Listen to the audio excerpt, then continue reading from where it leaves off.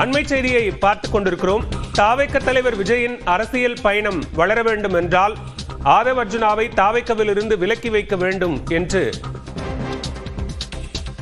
பாஜக நிர்வாகி அர்ஜுனமூர்த்தி அறிவுரை கூறியிருக்கிறார். இது தொடர்பான கூடுதல் விவரங்களோடு இணைகிறார் சிறப்பு செய்தியாளர் சுபாஷ். விவரங்கள். அர்ஜுனமூர்த்தி ரஜினி கட்சி தொடங்கும் பொழுது அவருடன் இருந்து கட்சியை தொடக்குவதற்கான அனைத்து பணிகளையும் மேற்கொண்ட ஒரு நபர் என்பது நாம் அறிவோம்.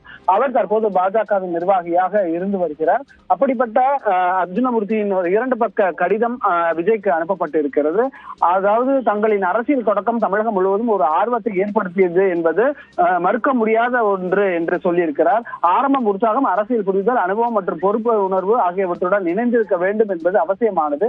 தங்கள் கட்சி நிர்வாகிகள் சிலர், குறிப்பாக ஆதவ் அர்ஜுனா போன்றவர்கள் அரசியல் நாகரிகம் இல்லாத கருத்தில் தேவையற்ற மோதல்களையும் மரியாதை குறைபாடுகளையும் உருவாக்கி வருகின்றனர். நுணலும் தன் வாயால் கெடும் என்ற பழமொழி போல தங்களுக்கு ஏற்படுத்தும் மரியாதையை அவர்கள் பேச்சு பாதிப்பு நிலையை உருவாக்கி இருக்கிறது என்பதை சுட்டிக்காட்டி இருக்கிறார் அர்ஜுனமூர்த்தி.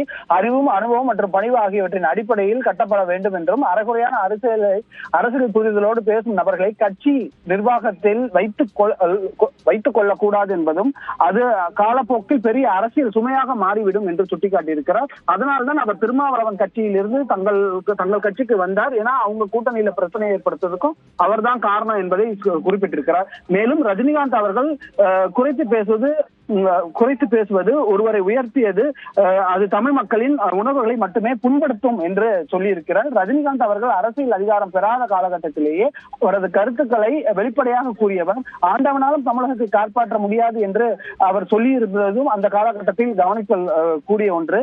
மரியாதை கொடுத்தால்தான் மரியாதை கிடைக்கும் என்பதை அரசியல் அடிப்படை உண்மை என்று சுட்டிக்காட்டியிருக்கும் அர்ஜுனமூர்த்தி, எனவே தங்கள் அரசியல் பயணம் வளர வேண்டும் என்றால் தங்கள் சுற்றியுள்ள அரசியல் முதிர்ச்சி இல்லாத நபர்களை உடன் கட்சியில் விட்டு விளக்க வேண்டும் என்று அவர் குறிப்பிட்டிருக்கிறார்.